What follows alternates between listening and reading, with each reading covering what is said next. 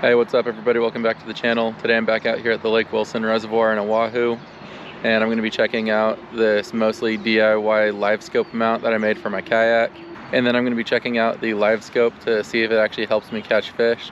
But as you might have seen from some of my previous videos, I'm a terrible fisherman, so I'm going to see if this live scope can actually save me. So this is the mount that I'm working with.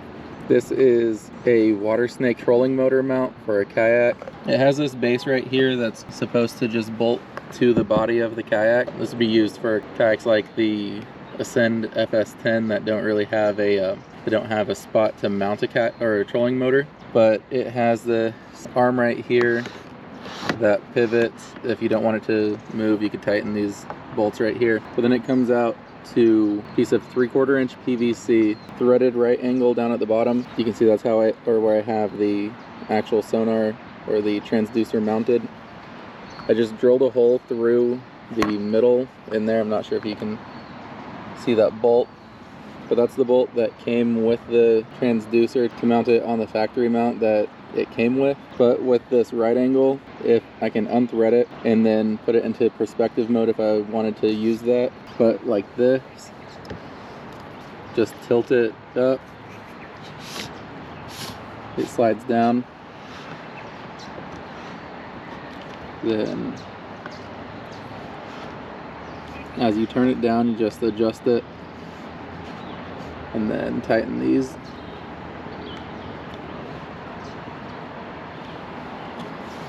Now I have it here. I can sit back, like fully sit back in the kayak, and without having to lean forward, I could reach it to turn the thing. As I turn the handle, you can see it on the screen that the angle it's pointing at is changing.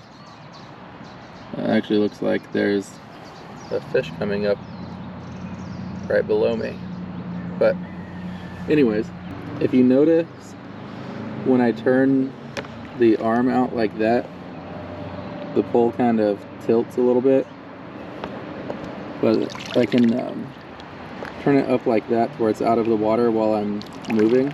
But because this plate right here is angled, you don't want to have it set up to where when the handle is where you want it, or the PVC is vertical. That way you know you're actually getting a good reliable view on the live scope. In order for the pole to be vertical, it needs to come across the plate perfectly in the middle. Like it can't be tilted, so it has to be horizontal with the plate. If you decide to go this route, that'll make a lot more sense when you start to look at it. But yeah, so I have it to where, angled to where it's sitting back far enough for me to reach it. So I just turned this base piece to where when it's back here, it's vertical. What I did for this, because I didn't want to drill any more holes in my kayak, is I just took 2 of these factory mounting holes and drilled them out to where they're a little bit wider. And then I have it mounted on the tracks that came with the kayak. So that's how I have that set up. And one question that's come up before is, what do I do with the live scope when I'm transporting it? So I'll show you that right now. You just slide this up a little bit and then turn it. I normally do this with 2 hands, but with it set up like this, it turns around and stores completely inside the kayak. So you can see here there's nothing sticking out over the edge of the kayak. So for transporting the kayak with a live scope, I just turn it around like that.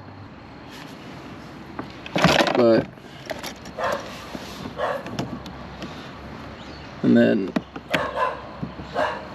flipping it out.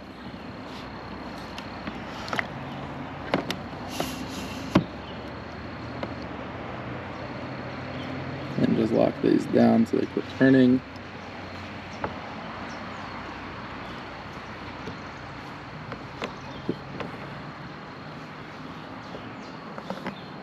Yeah, so it's that easy to get it deployed again once you are out on the water. And I did all that with 1 hand. It's easier with 2 hands.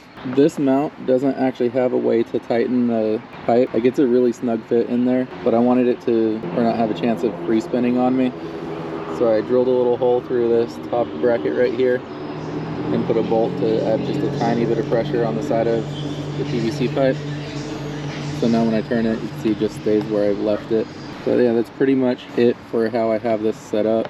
I got this bracket on sale on Amazon for $65, so I'll leave a link to that. And then the PVC for all the fittings, it's just a 3/4 inch T, 2 foot length of 3/4 inch PVC, thread end, and the threaded elbow. I think total that cost about 11 bucks. So all things included, taxes and shipping, I'm in this mount for $80. I know you could do an all PVC one. I saw a bunch of videos on how people have been doing that, but I think this looks a little bit cleaner, and it's sturdy and reliable, and I don't have to completely take it off if I'm moving the kayak. I can just turn it around.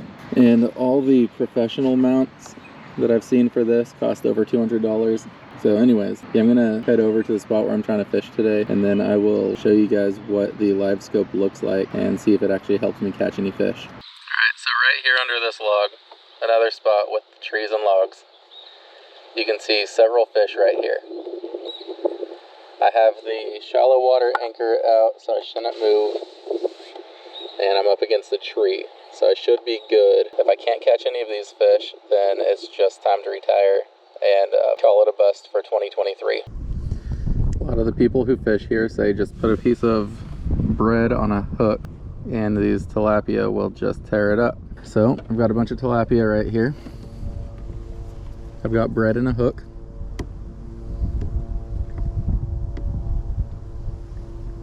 So let's see if they were right. Oh, getting a bite.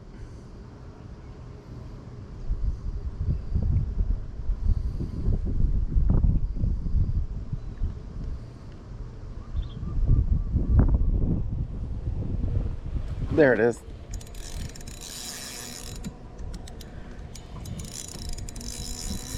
Just a piece of white bread.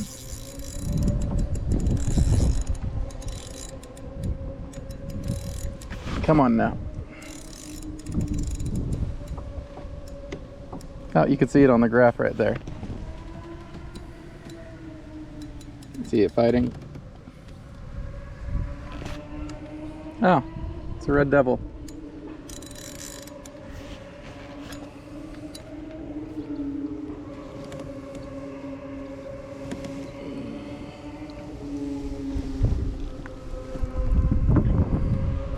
That's a pretty good size one too. Haven't caught one this big yet, I don't think.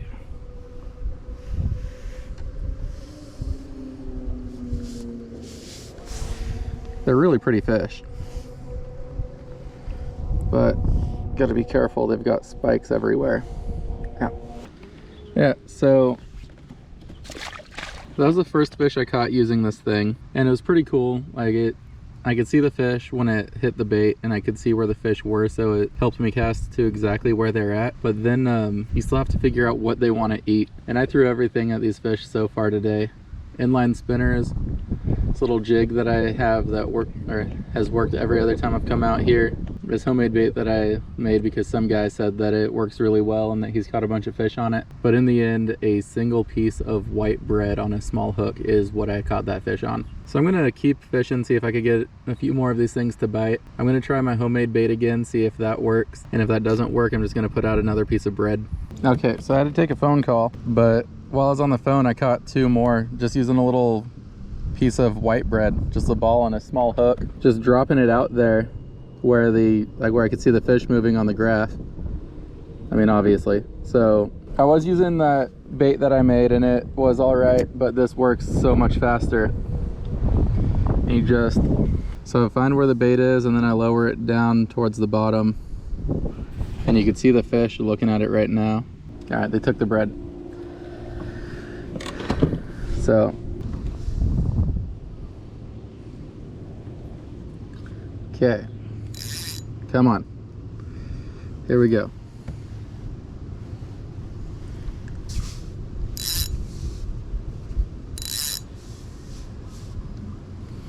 Dropped it right down into the middle of the fish. I could see him looking at it.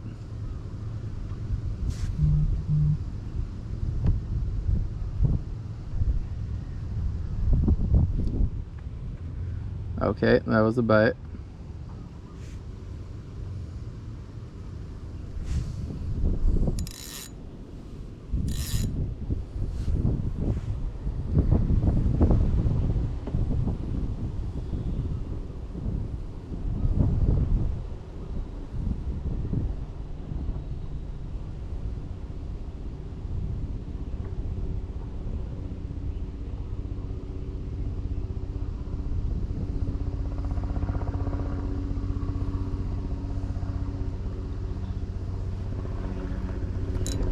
There's one.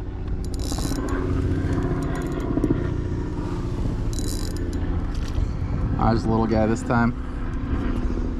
But still, it's a fish.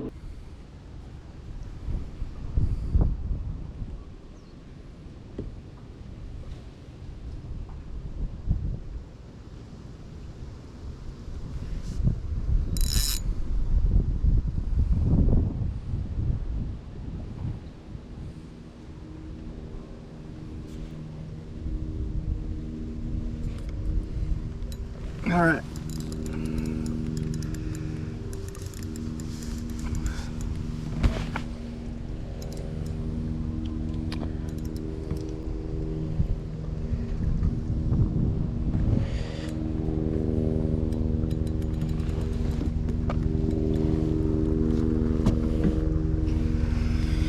All right, so I'm sure you guys can see now.